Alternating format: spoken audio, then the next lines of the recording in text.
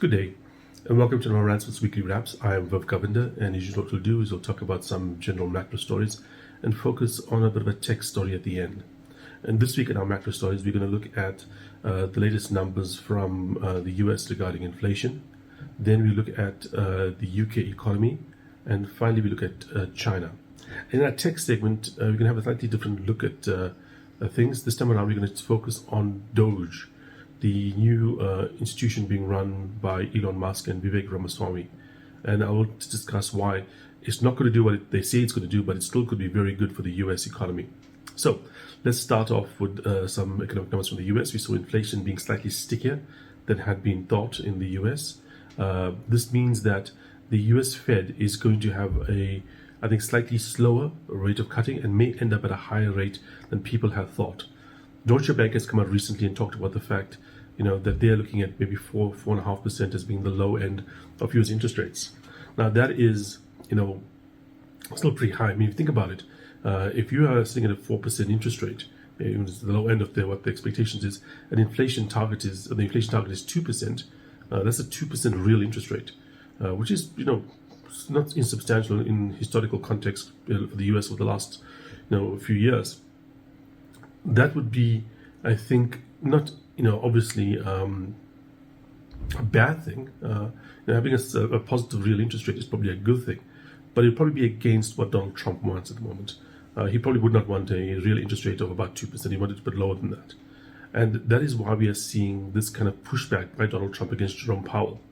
Jerome Powell, as you know, has come out and said that he does not believe that Trump has the ability to kick him out before the end of his term in about 2 years' time.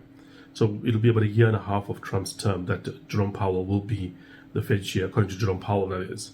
I think Trump will probably go along with this. One of the reasons for it is that it gives me an excuse.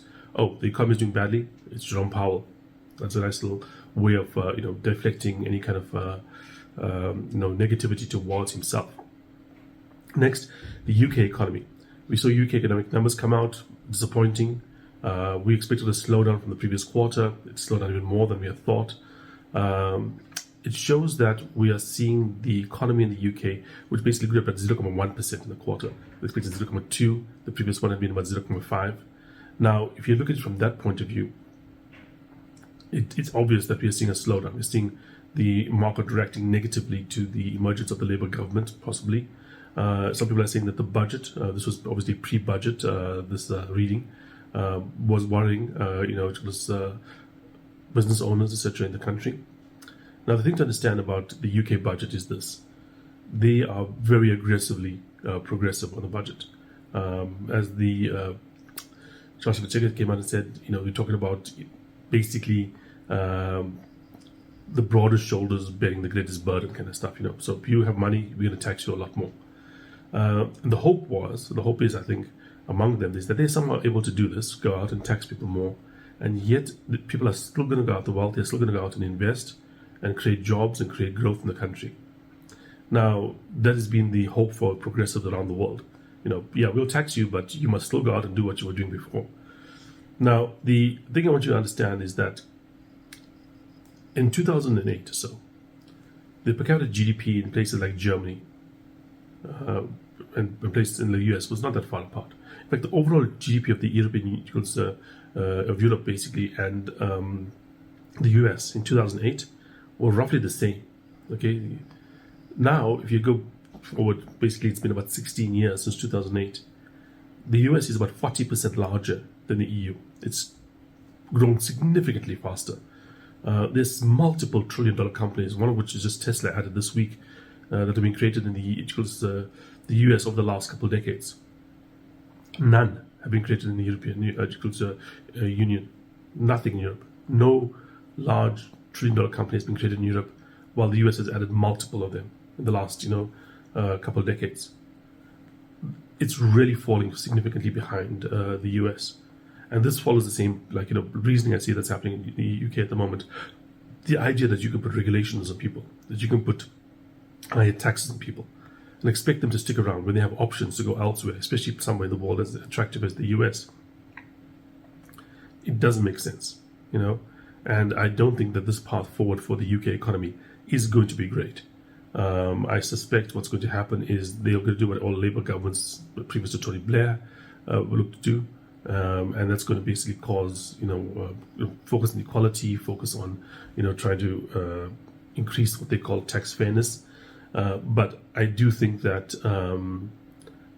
this is going to be a thing that ends with a slower UK economy, which has already been one of the slower growing large economies in the world, more economic difficulty, and I think a deeply, deeply unpopular Labour government that's going to have at least another 4 years of rule, because they don't need to call an election until within five. They don't need to call a new election within 5 years of getting into power. And considering how popular they are, they pretty much know that if they call an election anytime soon, they are pretty much just giving up power. So it's going to be about 5 years, 4 to 5 years of Labour rule with very bad economy and likely very unpopular government. Then moving on to one more thing before I move out of Europe, the German government has collapsed, and the outcome of this is going to be a new election, but they are moving very strongly to basically try and ban the AfD, the Alternative for Deutschland, which is the very right-wing party in Germany. At the same time, we are seeing prosecutors in France looking to get a 5-year prison sentence for Marine Le Pen, which is the leader of the opposition in France. Basically, the last election, every other party had to basically get together and agree to basically go against her in order to keep her out of power. She was basically pre this coalition. She had the strongest single party in France, and now the French are looking to basically not just stop her from running, but put her in jail for 5 years. Now, the question is are these fair? Who knows? I mean, we're talking about laws that are involved in, for instance, campaign financing, etc. That's obviously it's more difficult than that to understand that I am capable of. I'm not an expert in that field, but the fact that it's happening both in Germany and in by the way, in Germany it's more about this is a right-wing party, and the Germans have a very strong, as you can imagine why, restrictions against right-wing parties in Germany. So the French and the Germans are both trying to effectively remove the right-wing party, the right-wing, part of the political spectrum from contention. And I think this follows what happened in the US, where now people say the way that it should have been done is that Donald Trump should not have been allowed to run for re-election because he should have been in jail, because Merrick Garland should have put him in jail. And I think this is a very bad way to go forward. If you think that the only way that you're going to defeat your opponent is to have them legally barred from running, that shows very short-sightedness, very great short-sightedness, because the way the democratic system works is that you need to give people an outlet. If there's a party that maybe half the population wants to support, but they can't support because of lawfare, let me say, that doesn't mean those people are going to change their minds and suddenly become more left-wing. It just means that they're going to see that there's no democratic outlet for their views, which is never a great sign. Okay. Now moving on to China. The Chinese economy has been under huge pressure recently, and we are seeing some strange things happening there. There was just in the last week or so, there was a horrible attack. I think 35 people died, and somebody used a car or a vehicle of some kind to basically kill them. Basically a terrorist kind of attack. Not a terrorist attack like a for a cause, but basically just I hate the world and I want people to die with me. Then there was also a weird kind of viral dumpling situation. Let me explain. 4 young people decided to go and get dumplings from a city 50 k's away. They rode on bicycles to get there. It went viral in China, and then suddenly 100,000 people on bicycles decided to mimic what they did, blocking roads, etc., causing the Chinese government to have to go and crack down on these bicyclists. These are kind of indications that there is some kind of instability in the country. The government doesn't want 100,000 young people together, even if it's just going to go just to get dumplings, because 100,000 young people together, Suddenly somebody can spark up and suddenly there can be a conflagration that could turn into something that's anti-government. The government, regarding that attack, there's videos of them basically chasing away journalists who are trying to report on the attack because, again, they don't want to show the instability in the country. And we are seeing signs that the overall strength of the Chinese economy is quite weak. Now, in terms of what is happening in China at the moment, I've explained this a number of times in the past. They have some very big imbalances. They have a leadership that doesn't know how to handle it, and therefore that country is, kind of heading in a bad direction. And as well as the fact that demographically they don't have the people that they used to have in the past to basically fuel that economy. In the same time, the world is changing, and having cheap labor is no longer as powerful as it used to be as a factor. All these factors come together, China is in trouble. Okay, a smarter leadership would basically be able to handle this. A better, smarter, more proactive, society would be able to handle this. There would be ways to basically, direct people's, energies or whatever to creating new things, to having new businesses, to having all these kind of interesting kind of like opportunities out there. Unfortunately, for China, the problem is that with the crackdown that they've had recently by the government, you've seen a massive drop off in new business formation for venture capitalists. You've seen a massive drop off in terms of entrepreneurship on the upper end in China. And what that is turned into is, a country that the past stuff that they have is not working, but the future is not being created because people don't want to do it because they are afraid of what the government might do to them, or they don't think the government's going to support them. There's a very negative kind of thing. There's kind of like a lying down phenomenon happening in China, where people are just basically giving up on trying to progress in life, and they're basically lying down and not doing anything. I won't say not doing anything, but they're basically not trying to be. They're kind of getting off the rat race. That's the kind of attitude that they're looking at. We have seen some signs that this is becoming more and more of a problem in China. And like I said, economy is bad, the demographics are bad, the political situation globally is bad for them with Donald Trump being elected, and the leadership does not know how to get out of this. So there's been some stimulus from the country over the last little while. Again, considering just how bad the situation is in terms of the economy, you would have thought they would have some more coherent plan to boost the economy. But being as this is a very bad leadership, they focused this $1.6 trillion stimulus package primarily on the municipalities and bailing them out, local government bailing out local government, which is not, probably politically feasible because it kind of reduces pressure on the central government when the local government is not as under pressure as they were in the past, but does not cause any kind of hope for growth in the future, does not give them a way out of what they have a problem with right now. And if you look at the impact that basically Donald Trump is likely to have on China, if he's able to push through the kind of tariffs he's talking about, or even anything close to that, the country needs to have a larger stimulus package than what has been put out right now, and focused on growth. And I think that is the future for China.